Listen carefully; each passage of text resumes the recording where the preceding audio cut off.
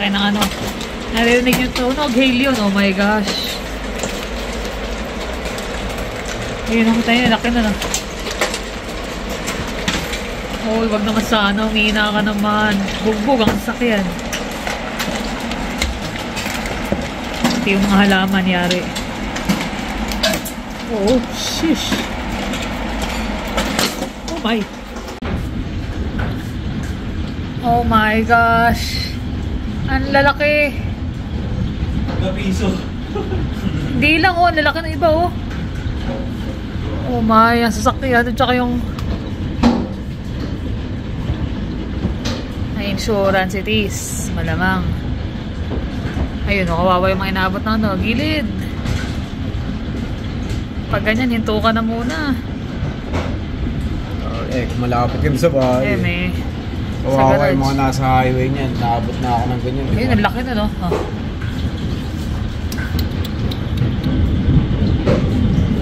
Yan, nakita nyo guys. Ganyan kalalaki. Yung iba sinlaki halos ng kalahati ng golf ball. Kawawa yung sasakyan. Patay. Puro dent yan for sure. Pati yung truck deal. Kaya lang, wala tayong magagawa. Hindi mo naman maano yan. Swerte may mga garahe. Yung wala is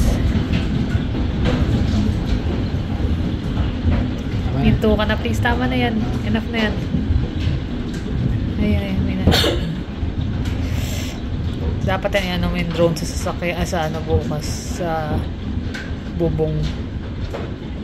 Baka magkaroon ng damage. Sinaktan lang yung mga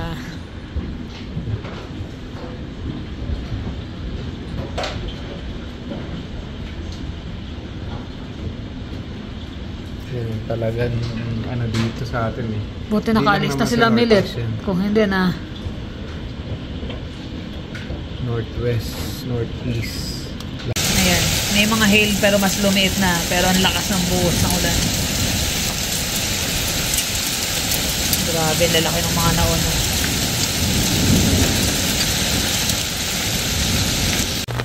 Ayan yung mga ano, tingnan nyo yung mga naligaw na malalaki.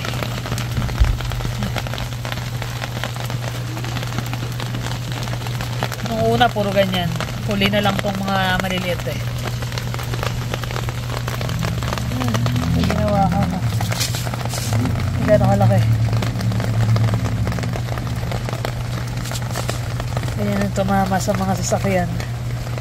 So bukas magkakaalaman gano'ng karaming dent ang nakuha.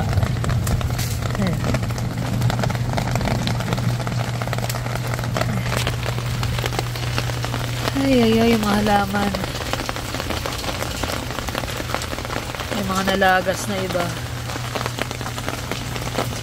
Hindi nagtumbahan.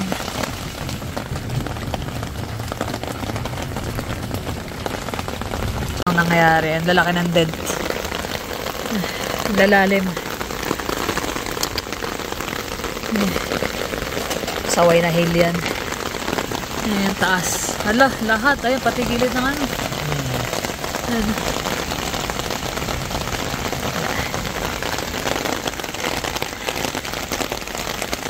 Nako po. Ayan. Kay daddy din.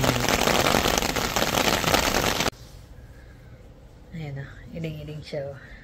Pailing ka na lang eh. Ingat na ingat ka sa mga sasakyan mo eh. Tapos isang ganun lang, bugbog sa daig mo pa yung nabangga kasi sobrang dami, libot ng ano eh. Libot ng dent. Dent. Kawawa. Sabi pa niya natalsikan ng bato yung truck eh. May dent na maliit.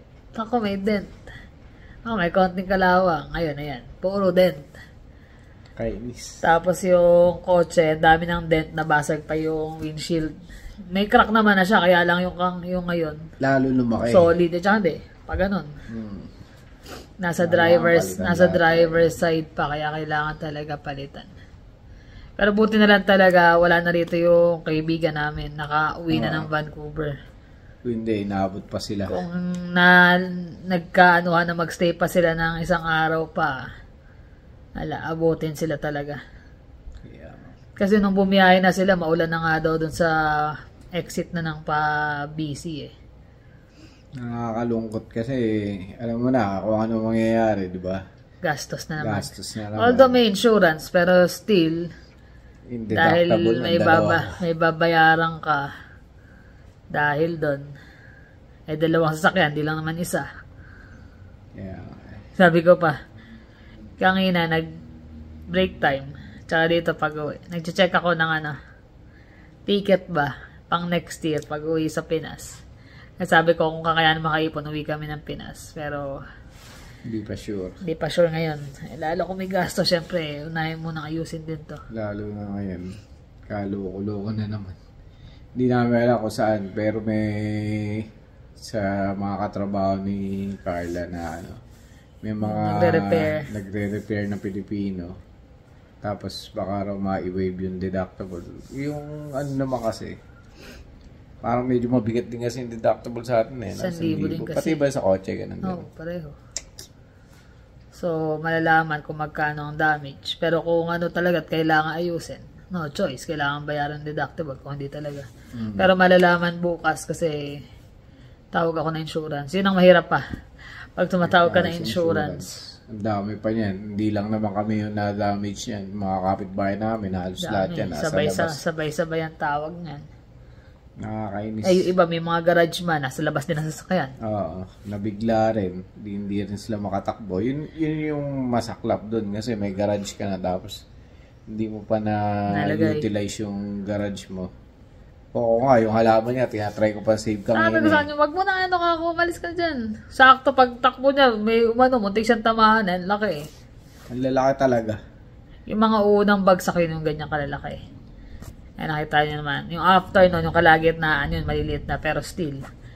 Sana walang nadisgrasya kasi pag inaabot ka talaga sa highway niyan, inaabot na ako one time niya pero hindi ganyan kalalaki. Ngayon, ang lalaki. Ang lalaki. Yung unang mga 3 minutes na bagsak yun, puro ganun kalalaki. 3 or 5 minutes na. Oo. Tapos after nun, yung maliliit na. Okay lang yung maliliit na ganun kasi hindi makakasakit ng yun eh. Hindi makakadent na sasakyan, pero yung ganun kalalaki, sure ball yun. Nung nakita ko bumabagsak na, alam na. Kaya nasilip ko. Hagupit eh. Meron. Climate change daw yan. Climate change. Ayun, pero hindi talaga eh. Every year yan. Parang traditional na yan last dito. year na nakalagpas, wala. Inaabot tayo, pero hindi ganyan kalalaki. Hindi, last year yun. Last year, wala. Last year, inaabot tayo, pero hindi ganyan. Naabot ako sa highway nun eh. Eh, ngayon, sobrang lalaki. Ay, mapapabuntong hininga ka na lang sa gastusin. Sa problema na naman, nananahimik ka. Katatapos lang namin magsiya ng ilang araw eh. Ay, pero ganun talaga ang buhay. Nature yan. Wala namang may gusto niyan. Nangyari. So, mga pangyayaring ganyan, wala dapat sisihin. Di mo naman basta makuberan yan. Kung magpapagawa rin kami ng garage, not right away kasi siyempre magastos, malaking yun. Oo, sobrang hindi naman mahal. Basta-basta din yan. Kaya, ayun. Hindi ko alam. Hindi niya sinilip ko kasi Jonas, pinalipat namin yung kotse kasi sa harap, tumaas ang tubig, malamang barado, kaya kailangan din may tawag sa 311 yun eh. Malamang barado yung boat. Or kasi nung tinayo yan, hindi yung kotse ng kapitbahay namin eh. Yung ginawa tong townhouse, hindi maayos ata yung drainage na nagawa. Hindi sila nagkukay ng pagitan, di ba? Hindi kayo gaya doon sa kabila. Kaya Tomas, kasi sabi namin kay Jonas, lipat mo. Sabi niya, naku mami, basag yung windshield. Wala, expected mo na yan eh. Sabi niya, pero mami, nasa driver's side eh. Kasi nakaharap sa nakaharap doon sa mismong pag ganun yung di ba? Yung tama. Siya nakapaharap ako dito. Pag ganun yung bagsak. Kaya solid. Kaya pati yung mga gilid ng kitang-kita mo eh. Gilid ng pinto, meron. Ay, naku. Nakakalungkot, pero wala kang magawa. Ayan yung mga pagkakataon na hindi mo naman masabi na dito lang yan sa Northeast. Di pa tayo ng Southwest o Southeast. Pero ganun pa rin eh. Meron pa rin mga part yan eh. Hindi mo lang kung kailan ka tatamaan kahit saan ka bumili. Kahit saan ka lumipat. Saan ka lumipat. Paggawa ka ng garahe, inaabot ka naman sa kalsada. Wala rin. Ganun talaga. tanggapin na lang natin. Kaya lang, ano yan, malaking dagok na naman sa atin yan. Sabi mo, deductible 1,000. 2,000 2,000 agad yun. Ang bigat nun. Hindi, yung pagtawag, yung matagal na makikipagkulitan ka sa Tapos ano yun pa yun. Yung tawag nun, schedule pa, ganyan. May rent-a-car ka pa niyan. Iiwan may sasakyan. Mapapuntongin nga lang. Tapos konting panahon na lang ang summer. Di mo pa ma-enjoy. Lalaki pa naman. Okay lang malilit eh. Nakakita ko na, wala. Ayan na yan. Pero ano magagawa natin? Sabi niya, kailan tayo pakwan? Kumain kami pakwan, di pa rin nawala eh. Naisip mo pa rin eh. Nood na lang kami TV, ganun pa rin pagkatapos. Nagbubuntong hininga na lang siya eh. Pero nga, kahit anong gawin natin, yan na yan. Kasi yung mga sasakyan na yan, parte na ng ano namin yan, everyday living yan eh. Kumbaga sa parte na ng pamilya namin yan, ginagawa namin lahat ng makakaya namin. Binibigay namin yung pinakamagandang oil dyan or pag change oil. Kumbaga yun yung nagiging source natin para makapasok sa trabaho. Kaya hanggat maaari iniingatan namin kasi syempre gusto namin tumagal yung buhay ng mga sasakyan. Hindi naman kami yung maluho na palit ng palit. At hindi rin naman namin hinangad. Tsaka hindi rin namin afford na magpalit lagi ng luxury car talaga. Pero, syempre, kung ano man yung meron kami, alagaan namin. Kasi, syempre, pinundar namin. Lalo't bayad na nga. Bayad na, diba? Tapos nagkaganyan pa. Kailan na, ay, naka. Wala. Inano lang din namin, shinare din lang namin yung problema. Tsaka yung bigat ng parating na problema pa. Bukod dyan. Kaya mo palitan yung windshield niyan. Lahat. Tapos yung mga dent. Malalaman natin sa insurance ako na magiging niya. Papakote natin. Importante mapakote yan. Tapos papaschedule. Yung ang bangga ko nga nun, binaliwala ko na lang kasi parang wala lang eh. Gas-gas lang eh. Gas-gas lang yung sa akin. Yung sa kanya yung malaki eh. Hindi ko na pinaayos eh. Dahil sabi ko wala ganun. Pero ngayon, matindi. Sobrang tindi. Hindi natin maiwasan yung mga ganyang problema. Lalo yan nature yan. Hindi ka naman binangga dyan. Hindi ka naman ginasgasan ng kusino. Pero, nakakalungkot man. Kailangan, i-fix na lang kung paano gagawin. So, importante tumawag sa insurance, mapa-schedule para mapayos. Ng gulong ko na yun Yung pa, kasi palitin din yung gulong na niya. Ang mahal ng gulong. Actually, nag-check nga siya ng mga presyo na makakamura siya. I guess not. Pwede pa naman yan, 1 year pa. Hindi Yung safety ang importante dyan. Hayaan mo nang gumastos ka. Mahirap na lalo ngayong winter. Hindi mo masabi. Baka mamaya last year, di tayo nakakuha ng maraming snow. Baka this year bumawi. Mas mainam na ready. Yung pera kikitain yun, pero yung wala kaming ma-suggest o wala kaming maisip na solusyon sa mga ganyang bagay kundi kung merong pagkakataon makapagpagawa ng kahit na lang, yung garage lang na hindi talaga fully closed. Baga open din yung harap at likod. Parang lang, kubol lang. Bukod sa snow tsaka sa ganyan, matakpan lang. Kaya lang ewan ko kung paano ko madidiskartehan yun. Unless magpagawa ang garage, pero ayun nga, hindi pa priority. Ang bala ko nga talaga, yung 4 na poste lang, tapos bubungan mo. Kaso gaya niyan, lakas ng hangin, yung mga gilid mo din yan. Hindi, lalagyan mo nga ng gilid din. Lalagyan mo ng baga may cover pa rin yung gilid. Kahit trapal lang, di ba? Wala kang magawa kapag nandyan tititigan mo na lang habang bumabagsak Iba nga namin kapitbahay, mamahalin pa yung sasakyan Talagang bogbog. Kaya lang, walang magagawa. Pag lumabas ka, sigurado ikaw masasaktan Oo, untik na nga rin ako talaga Laki Kaya mo na halaman. Unahin niyang takpan delikado pa. Laki ng bukol mo sa ulo. Dapat binyahe ka na ng south or saan Paano malaman kung nasaan yung hail? Kung gagaling. Pero palagay ko galing ng northwest kasi nga. Tsaka hindi lang naman tayo yung may alert. Lahat may alert. So saan mo malalaman, saan mo dadalhin, di ba? Eh kung inabot ka pa sa kalsada, Yun nga mahirap mas mahirap na. Andyan na yun eh. Ganun talaga.